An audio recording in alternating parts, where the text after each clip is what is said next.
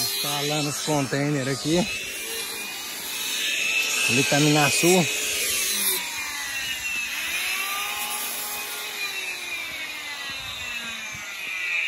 Fazendo as quadrilhazinhas aqui.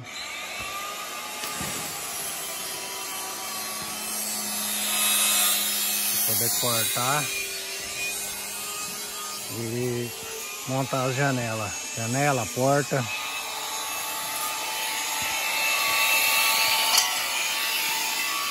Caixinha d'água aqui eu reformei ela.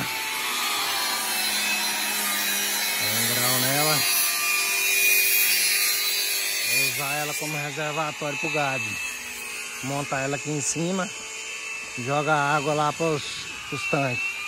Os reservatórios de água pro gado.